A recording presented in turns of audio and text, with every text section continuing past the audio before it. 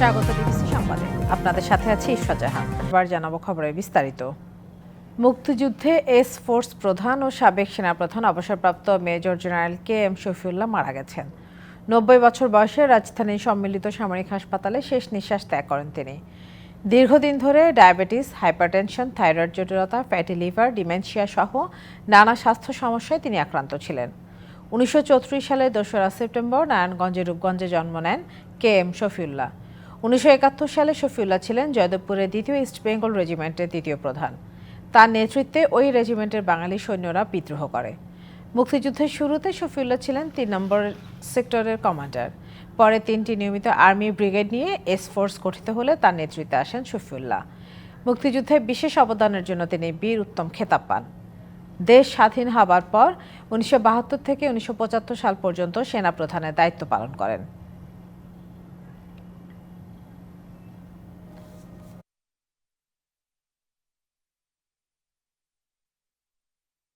বেশ কিছুদিন ধরে বিমানবন্দর ও শিক্ষা প্রতিষ্ঠানে একের পর এক হামলার হুমকি আসছে। এতে শঙ্কিত সাধারণ মানুষ। একটি পক্ষ দেশকে অস্থিতিশীল করার চেষ্টা চালিয়ে যাচ্ছে বলে দাবি তাদের। ছোট থেকে এসব ঘটনা যাতে বড় আকার ধারণ করতে না পারে সেদিকে আইনশৃঙ্খলা বাহিনীকে সতর্ক থাকার পরামর্শ দিয়েছেন অপরাধ বিশেষজ্ঞরা। আর কোনো অপশক্তি দেশে অস্থিতিশীল পরিবেশ সৃষ্টির চেষ্টা করলে তা কঠোরভাবে দমনের বার্তা দিয়ে রেখেছে আইনশৃঙ্খলা বাহিনী। শেখ হাসিনা সরকারের পতনের পর ভেঙে পড়া আইনশৃঙ্খলা ব্যবস্থা স্বাভাবিক করতে কাজ করে যাচ্ছে অন্তর্বর্তী সরকার। মনোবল ফিরে জননিরাপত্তায় ফেরেন আইনশৃঙ্খলা রক্ষাকারী বাহিনী। বিভিন্ন প্রেক্ষাপট বিবেচনায় নিয়ে রাষ্ট্রের গুরুত্বপূর্ণ সব স্থাপনায় নিরাপত্তা জোরদার করা হয়। এত কিছুর পরও সম্প্রতি রোম থেকে ঢাকায় আসার পথে বিমানের একটি ফ্লাইটে বোমা থাকার বার্তা আসে আইনশৃঙ্খলা বাহিনীর কাছে। কিংকর্তব্য বিমূঢ় হয়ে পড়ে সংশ্লিষ্ট দপ্তরগুলো। এরপর শাহজালাল আন্তর্জাতিক বিমানবন্দরে বাড়ানো হয় নিরাপত্তা, তবুও কাটেনি আতঙ্ক। এমন বাস্তবতায় জননিরাপত্তা নিয়ে প্রশ্ন উঠেছে সাধারণ মানুষের মাঝে। একটি পক্ষ দেশকে অস্থিতিশীল করার চেষ্টা চালাচ্ছে বলেও অভিযোগ তাদের। আমরা যে আসলেই নতুনভাবে একটা নতুন বাংলাদেশ গড়ে তুলতে চাই, এই নতুন বাংলাদেশ গড়ে তুলতে যারা বিরুদ্ধ হয়ে কাজ করছে ওই দলে আমাদের বিরুদ্ধে ষড়যন্ত্র করছে। গুরুত্বপূর্ণ জায়গাগুলোতে যে বোমা হামলার যে একটা হুমকি, এই সবগুলোর মধ্যে কোনো একটা কানেকশন আমরা অনুমান করতেছি এবং এটা এই কানেকশনটা বা এই যে হামলার বিষয়গুলো এগুলো মূলত দেশকে অস্থিতিশীল করার জন্য। পলিটিক্যাল পার্টির মানুষজন বলেন আর সাধারণ মানুষ বলেন, সবাইকে আসলে একতাবদ্ধ হতে হবে এবং একতাবদ্ধ হয়ে একসাথে কাজ করে দেশের মানুষকে প্রোটেক্ট করতে হবে। মানুষের মনে ভয়ের সৃষ্টি করে পরাজিত শক্তি দেশের ভিতর নানাভাবে চক্রান্ত চালাচ্ছে। আর এই ঘটনাগুলোকে যদি এখনই মোকাবেলা না করলে সময়ের ব্যবধানে তা বড় আকার ধারণ করতে পারে বলে মনে করেন বিশেষজ্ঞরা। ছোট ছোট হুমকিগুলো আমরা দেখছি, এগুলোর দুইটা প্রেক্ষাপট আছে। একটা হচ্ছে যে এই হুমকিগুলো দিয়ে তারা একটা সমাজের মধ্যে একটা ভয় সৃষ্টি করতে চায়। আবার এই ছোট ছোট হুমকিগুলোকে যদি আমরা ছোট থাকতেই যে বা অল্প থাকা অবস্থায় যদি মোকাবেলা করা সম্ভব না হয়, তখন এই ছোট ছোট হুমকিগুলো কখনো একটা অবস্থায় গিয়ে বড় হুমকি হয়ে যেতে পারে। দেশে কেউ কোনো ধরনের অপ্রীতিকর পরিবেশ সৃষ্টি করার চেষ্টা করলে কোনো ছাড় নয়, এমন কঠোর অবস্থানে আইনশৃঙ্খলা বাহিনী। যারা দুষ্টচক্র রয়েছে তাদেরকে চিহ্নিত করার চেষ্টা করছি আমরা, এবং কেউ যদি এসবের সাথে জড়িত থাকেন তার বিরুদ্ধে কঠোর ব্যবস্থা গ্রহণ করা হবে। পুলিশ আরও বলছে, পরিস্থিতি বিবেচনায় নিয়ে এরই মধ্যে গোয়েন্দা নজরদারি বাড়ানো হয়েছে। ইকবাল অনিক, ডিবিসি নিউজ, ঢাকা। ত্রয়োদশ জাতীয় সংসদ নির্বাচনে 300 আসনে প্রার্থী দিতে প্রস্তুত বাংলাদেশ জামায়াত ইসলামী। তবে ভোটের আগে জরিপের মাধ্যমে গুরুত্বপূর্ণ আসন বিবেচনায় ঠিক করা হবে প্রার্থী, এমনটাই বলছেন দলটির নেতারা। তারা বলছেন, জোটের বিষয়েও ইসলামী দলগুলোর সাথে চলছে আলোচনা। প্রয়োজনে যে কোনো ছাড় দিতে প্রস্তুত জামায়াত ইসলামী।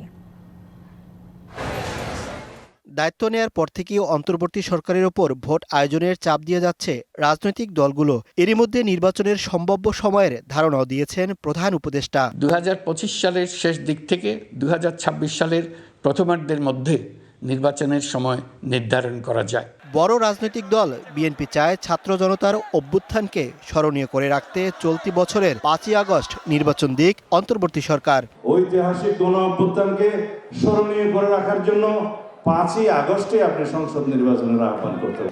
এবার জাতীয় সংসদ নির্বাচনে অংশ নেবে দীর্ঘদিন ভোটের বাইরে থাকা বাংলাদেশ জামায়াত ইসলামী। নেতারা বলছেন, প্রস্তুতি আছে 300 আসনে প্রার্থী দেওয়ার। জামাত সারা বাংলাদেশের 300 আসনকে টার্গেট নিয়েই কাজ করে যাচ্ছে।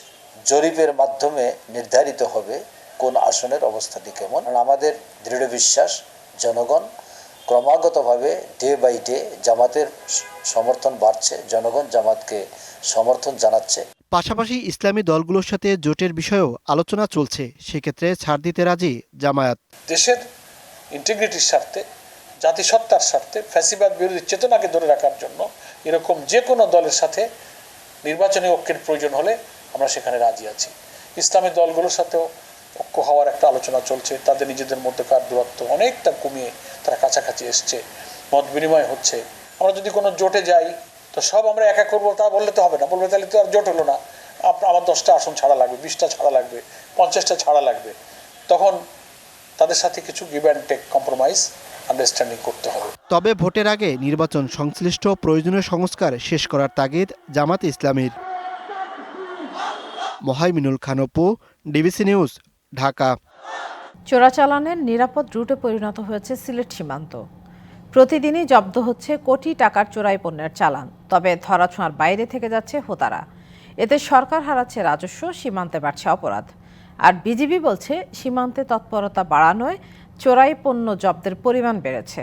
চোরাচালান কমাতে আইনের কঠোর প্রয়োগের পাশাপাশি সীমান্ত এলাকার মানুষের মধ্যে সচেতনতা বাড়ানো প্রয়োজন, বলছেন বিশ্লেষকরা। সিলেট বিভাগের সবকটি জেলার সাথেই জুড়ে আছে ভারতের সীমান্ত। এর মধ্যে দুর্গম পাহাড়ি এলাকা থেকে শুরু করে আছে নদীপথ। সিলেটের গোয়াইনঘাট, কোম্পানিগঞ্জ, কানাইঘাট, জৈন্তাপুর, বিয়ানীবাজার, হবিগঞ্জের মাধবপুর ও চুনারুঘাট, মৌলভীবাজারের কুলাউড়া, চুরি, বড়লেখা, কমলগঞ্জ ও সুনামগঞ্জের তাহিরপুর, বিশম্ভরপুর, দোয়ারাবাজার, ছাতক সীমান্ত দিয়ে মূলত চোরাই পণ্য আনা নেওয়া হচ্ছে। পণ্যের মধ্যে রয়েছে চিনি, পেঁয়াজ, রসুন, মশলা, শাড়ি কাপড় থেকে শুরু করে সব ধরনের ফল, মাছ, মাদকসহ ঔষধ, প্রসাধনী সামগ্রীও। পরিসংখ্যান বলছে 1 বছরে সিলেটের বিভিন্ন সীমান্তে প্রায় 250 কোটি টাকার চোরাই পণ্য জব্দ করে বিজিবি, যা আগের বছরের তুলনায় অনেক বেশি।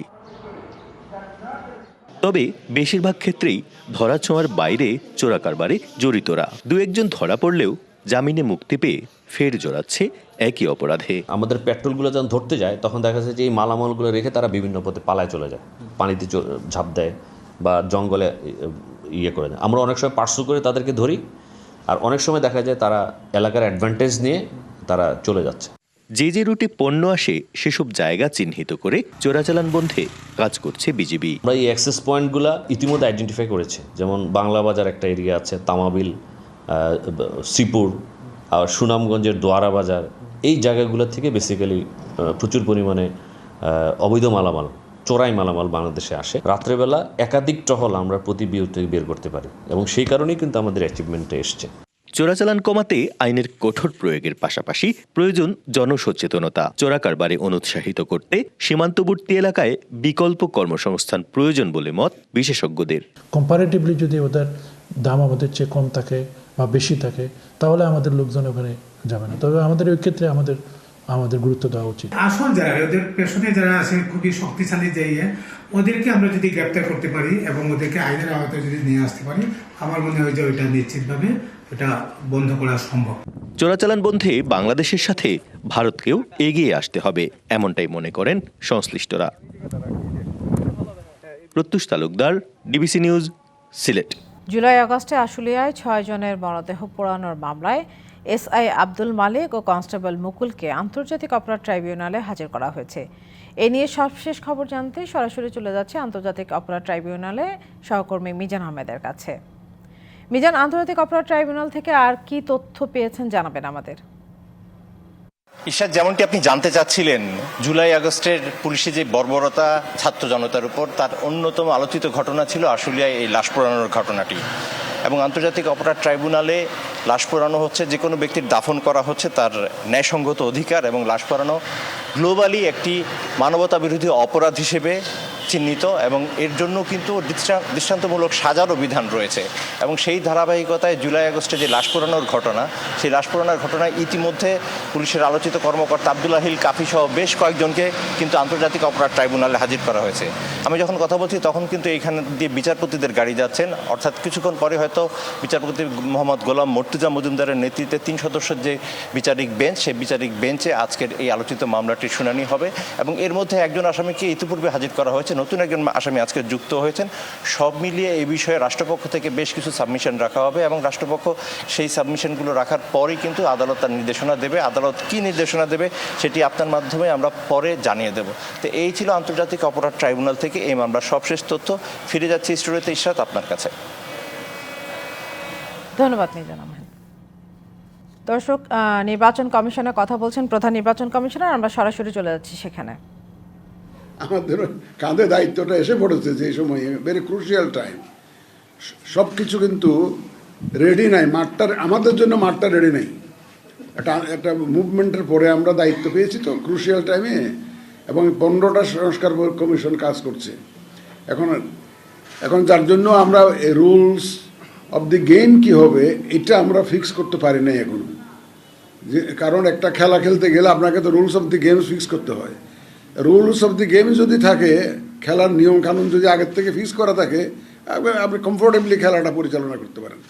কিন্তু আমরা যে ইলেকশনটা করব এই আইন কানুন বিধিবিধান কিন্তু এখনও চূড়ান্ত অবস্থায় নাই, কারণ রিফর্মস কমিশনের রিপোর্টগুলো আসা শুরু করেছে।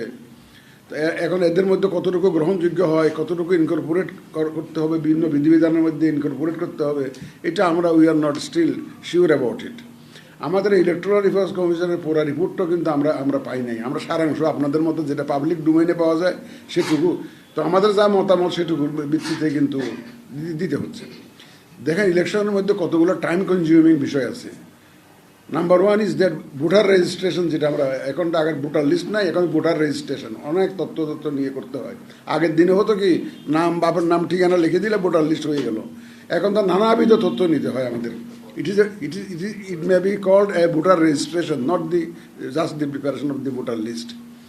তাহলে এই কাজটা আমরা টাইম কনজিউমিং হলেও এই কাজটা আমরা অলরেডি শুরু করে দিয়েছি এবং আমরা টাইমটাকে এগিয়ে নিয়ে এসেছি যাতে করে আমরা উইদিন দ্য টাইম ফ্রেম যাতে কাজটা করতে পারি। আর একটা বড় কাজ হচ্ছে আমার ডিলিমিটেশন। কিন্তু ডিলিমিটেশনের জন্য আমরা প্রায় 1.5 শতাধিক আবেদন কিন্তু পেয়েছি, অভিযোগ পেয়েছি। তাদের যে কনস্টিটিউয়েন্সিগুলোকে ডিস্টার্ব করা হয়েছে 2008-এ বিশেষত, তারপর দিকেও হয়েছে, কিন্তু আমরা স্টাক হয়ে আছি কি জন্য? আমরা এগুলো ডিসপোজাল দিতে পারছি না। ওনারা নট অনলি ডিস্টর্টিং দি ডিলিমিটেশন, কিন্তু আইনের মধ্যেও এমনভাবে বাধা সৃষ্টি করা হয়েছে যাতে আমরা যেটা ফিক্স করতে না পারি। 2021 সালে আইনের মধ্যে একটা সংশোধনী আনা হয়েছে যাতে করে আমরা চাইলে কিন্তু ওই অভিযোগগুলো অ্যাড্রেস করতে পারতেছি না। এই আইনটা নরসিংদী রায়পুরায় আধিপত্য বিস্তার নিয়ে আওয়ামী লীগের দুই পক্ষের সংঘর্ষে একজন নিহত হয়েছেন, আহত হয়েছেন অন্তত 10 জন। সকালে উপজেলা চরাঞ্চলের বাঁশগাড়ি এলাকায় এই সংঘর্ষের ঘটনা ঘটে। নিহত আলমগীর হোসেন বাঁশগাড়ি এলাকার জহুর আলীর ছেলে। পুলিশ ও স্থানীয়রা জানান, দীর্ঘদিন ধরে আধিপত্য বিস্তার নিয়ে বাঁশগাড়ি ইউনিয়ন পরিষদের সাবেক চেয়ারম্যান আশরাফুল হক সরকার ও বর্তমান চেয়ারম্যান রাতুল হাসানের সমর্থকদের মধ্যে বিরোধ চলছিল। এই বিরোধের জেরে সকালে দুই পক্ষের লোকজন আগ্নেয়াস্ত্র ও দেশীয় অস্ত্র নিয়ে সংঘর্ষে জড়ায়। এতে আলমগীর হোসেন নিহত হন। আহতদের রায়পুরা ও নরসিংদী সদর হাসপাতাল সহ বিভিন্ন হাসপাতালে চিকিৎসা দেয়া হচ্ছে।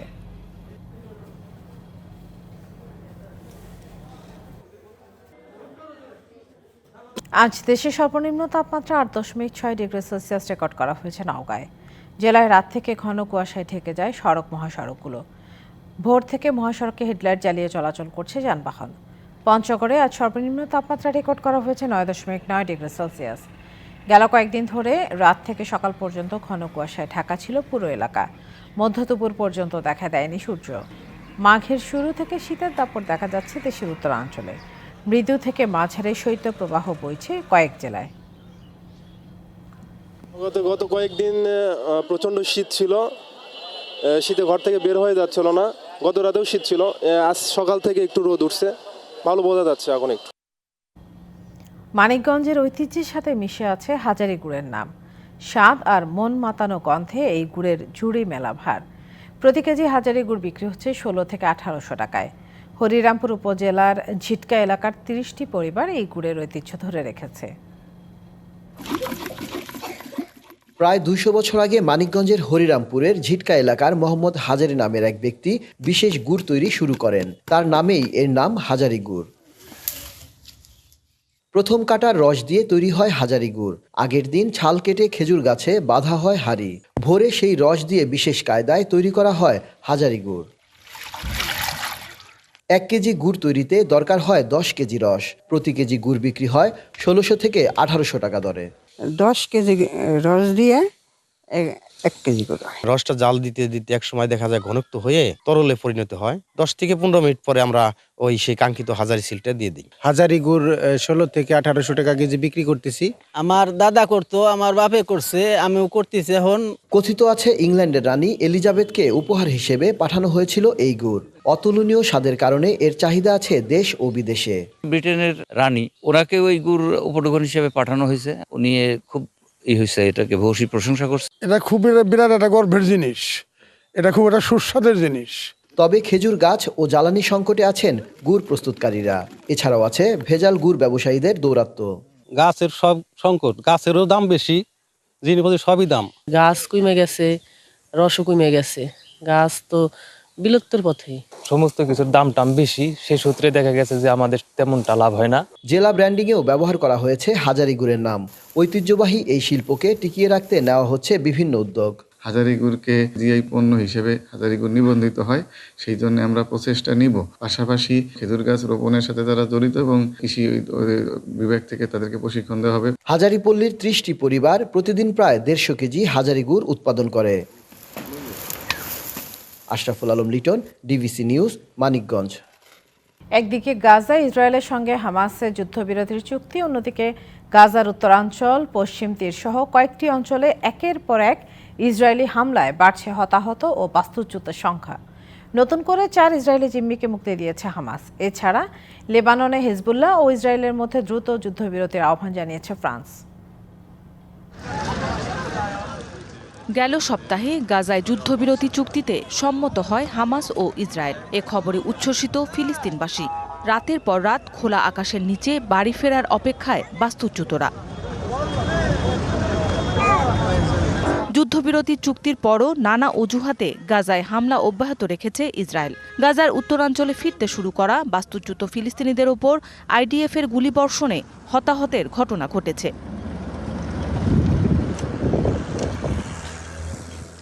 এছাড়া গাজার পশ্চিম তীরের জেনিন শহরের কাছে তেল আবিবের হামলায় শিশুসহ হতাহত হয়েছে বেশ কয়েকজন। গাজায় বন্দী এক নারী জিম্মিকে মুক্তি দিতে দেরি করায় এ হামলা চালানো হয়েছে বলে দাবি করেছেন দেশটির প্রধানমন্ত্রী বেনিয়ামিন নেতানিয়াহু। হামাসের দাবি, যুদ্ধবিরতি চুক্তি বাস্তবায়নে বিলম্ব করছে ইসরায়েল।